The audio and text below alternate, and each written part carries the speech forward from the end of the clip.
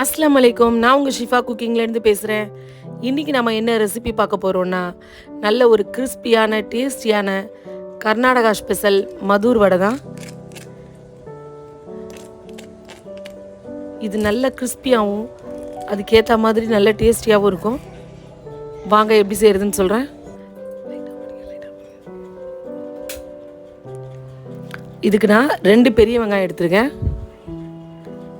இந்த பெரிய வெங்காயத்தை நம்ம பிரியாணிக்கு கட் பண்ணுவோம் இல்லையா, நீல வாக்கில், அந்த மாதிரி மெலிசாக நீளமாக கட் பண்ணிக்கோங்க.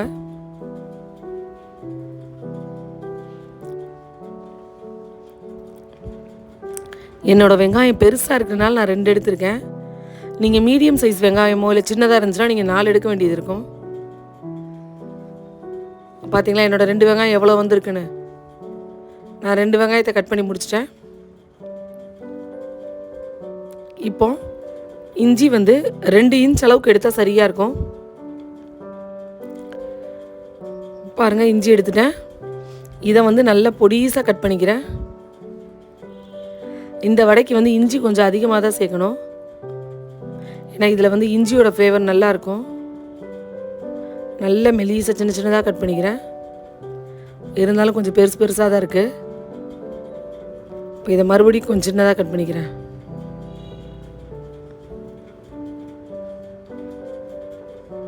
பார்த்தீங்களா, இப்போ நல்லா பொடிசாகிடுச்சு. இப்போ இஞ்சி ரெடியாக இருக்குது. இது கூட நான் 2 பச்சை மிளகாய் எடுத்திருக்கேன். 2 பச்சை மிளகானா இது கொஞ்சம் நீளமான பச்சை மிளகா. நீங்கள் சின்ன மிளகாய் எடுக்கணுன்னா ஒரு 3 இல்லை 4 எடுத்துக்கோங்க. பச்சை மிளகாயை எனக்கு கத்தியில் கரெக்டாக கட் பண்ண வர மாட்டேங்குது. அதனால தான் நான் கத்திரிக்கோலில் கட் பண்ணுறேன் பச்சை மிளகாயை மட்டும். பாருங்கள், இந்த 2 பச்சை மிளகாயும் கட் பண்ணிட்டேன். இது கூட 2 கொத்து கருவேப்பிலையை பொடிசாக கட் பண்ணிக்கிறேன்.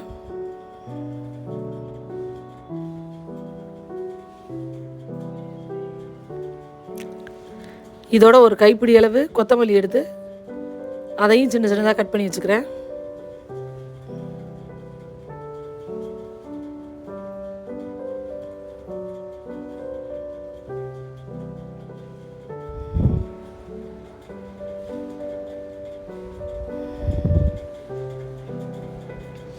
இப்போ நம்ம மாவு போடலாம். இப்போ ஒரு பாத்திரத்தில் 1 கப் அளவுக்கு அரிசி மாவு, 1 கப் அரிசி மாவுக்கு 1/2 கப் ரவை, அளவு மட்டும் கரெக்டாக வச்சுக்கோங்க. அதே 1/2 கப்பில் மைதா. இதுதான் மாவு. இது கூட நம்ம கட் பண்ணி வச்சுருக்கோம் இல்லையா, அந்த கருவேப்பிலையை சேர்த்துக்கிறேன்.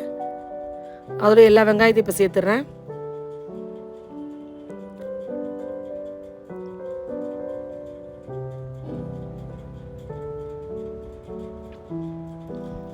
வெட்டி வச்ச இஞ்சி சேர்த்துக்கிறேன். நல்லா குட்டியாக கட் பண்ணோம் இல்லையா, அந்த இஞ்சி.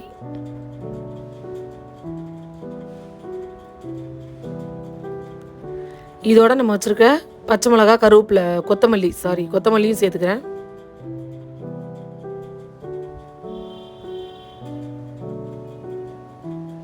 இது கூட நல்லா 1லேருந்து 1.5 ஸ்பூன் அளவுக்கு எள்ளு சேர்த்துக்கிறேன். எள்ளோட ஃப்ளேவர் இதில் ரொம்ப நல்லாயிருக்கும். கடைசியாக ஒரு 3/4 ஸ்பூன் அளவுக்கு மிளகாத்தூள், தேவையான அளவு உப்பு. இப்போ இது எல்லாத்தையும் நல்லா மிக்ஸ் பண்ணி விடுங்க. மிளகாத்தூள் பார்த்து சேர்த்துக்கோங்க. ஏன்னா பச்சை மிளகாய் நிறையா சேர்த்துருக்கோம். ஒரு கலருக்காக, கொஞ்சம் ஒரு கார டேஸ்ட்டுக்காக நான் 3/4 ஸ்பூன் சேர்த்துருக்கேன். நீங்கள் ஒரு 1/4 ஸ்பூன் வேணா கூட சேர்த்துக்கலாம், காரமாக இருக்கும்னு நினச்சா.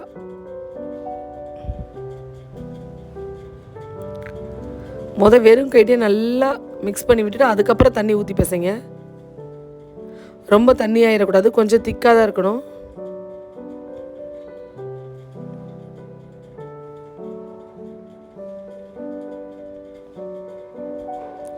பார்த்திங்களா, மாவு பிணைஞ்சிருக்கேன். பாருங்கள், நல்லா திக்காக பிணைஞ்சி வச்சுருக்கேன். பாருங்கள், இந்த மாதிரி தான் இருக்கணும், ரொம்ப தண்ணியாக இருக்கக்கூடாது. எடுத்து பெரட்டுற மாதிரி வருது பாருங்கள். இந்த பக்குவத்தில் பிணைஞ்சு ஒரு 10 இல்லை 20 நிமிஷம் மூடி வச்சுருங்க. அப்போ அந்த ரவைலாம் நல்லா ஊறி மாவு டைட்டாக ஆயிரும். பார்த்தீங்களா, கைட்டை தொட்டால் கூட கையில் ஒட்டாது. எப்படி சப்பாத்தி மாவு மாதிரி இருக்குது பாருங்கள். இதுதான் கரெக்டான பக்குவம். இப்போ இதை தட்ட ஆரம்பிக்கலாம். ஒரு பிளாஸ்டிக் கவரில் எண்ணெய் தடவிக்கிறேன்.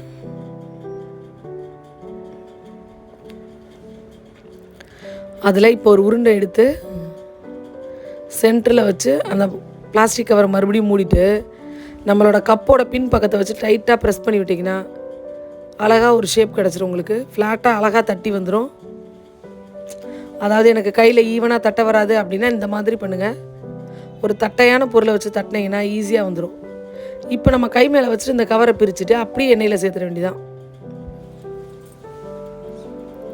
கையில் தட்ட வராதங்க இதை ஃபாலோ பண்ணுங்கள். கையிலையும் எப்படி தட்டுறதுன்னு தட்டி காமிக்கிற பாருங்கள். இந்த மாதிரி உள்ளங்கையை வச்சு டைட்டாக ஒரு ப்ரெஸ் கொடுத்தாலே அது ஈவனாக சுற்றி ஸ்ப்ரெட் ஆகி வந்துடும். அவ்வளோதான், பார்த்தீங்களா, ஈஸியாக கையில் தட்டியாச்சு. இப்போ இதை எடுத்து எண்ணெயில் சேர்த்துற வேண்டியதான்.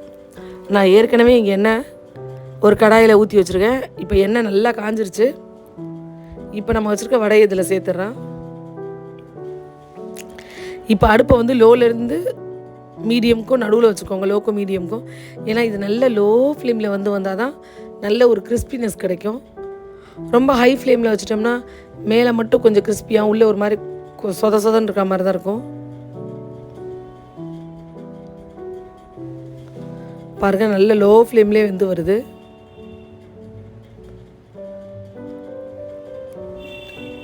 பார்த்தீங்களா, நல்ல கலர் வந்துருச்சு.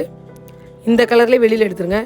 இதை விட கொஞ்சம் டார்க்காக நீங்கள் வேக விட்டிங்கன்னா அதுக்கப்புறம் அது நம்ம வெளியில் எடுத்து வச்சோன்னா ரொம்ப டார்க் கலரில் கருகுன மாதிரி ஆயிரும். இதுதான் கரெக்டான பக்குவம்.